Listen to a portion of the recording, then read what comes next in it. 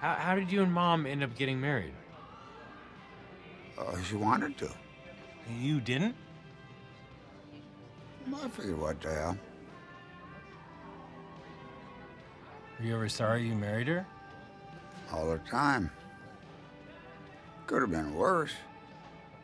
Well, you must have been in love. At least at first. Never came up. I'm just always so desperate to find a book or a screenplay or something which can even just barely get me over the line of qualifying to be a movie, because I'm always so anxious to shoot. I liked the austerity of the story. I liked the sense of humor. I liked that it was set in my beloved home state of Nebraska, and it would allow me to be in the rural areas that I don't know very well. I knew, a big one is I knew I could make it in, or that I wanted to make it in black and white, and I'd always been looking for a film that I could make in black and white, and I thought this was a perfect candidate. The father-son theme, the road trip, that's all kind of secondary. I'm not denying that those elements are there. They certainly are. But I don't know, sometimes when I'm picking a story, it's like, oh, that could make a good movie. It's just a very instinctive thing. Hey there, Woody, remember me? Bernie Bowen, how you doing? Pretty good. Well, that's what I hear. Everybody's saying how Woody Grant's a millionaire. Well, that's the most exciting news around here for ages. That's no big deal. No big deal? Jeez, there's a guy living a life for Riley. $1 million here, $1 million there. Well, the newspaper's gonna do a big write-up on you.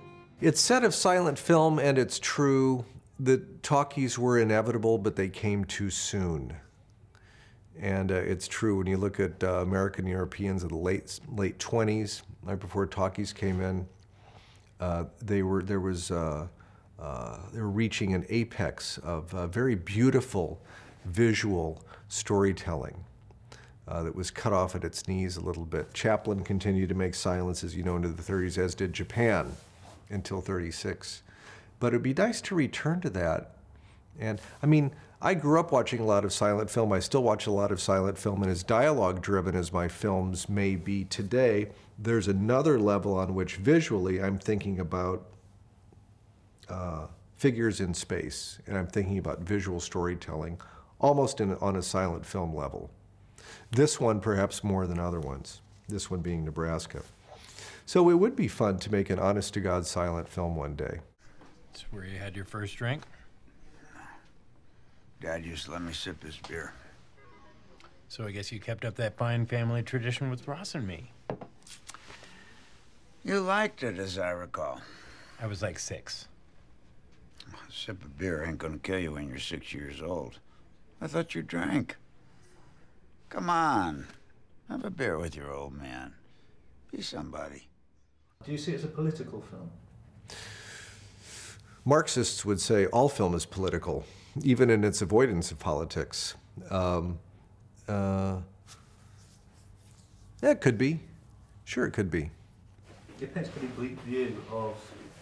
Yes, it does have a fairly bleak view. Unrecognized, ignored Middle America. That we don't really... Yeah, but it's not entirely bleak. No? I think it has a loving view as well of the characters.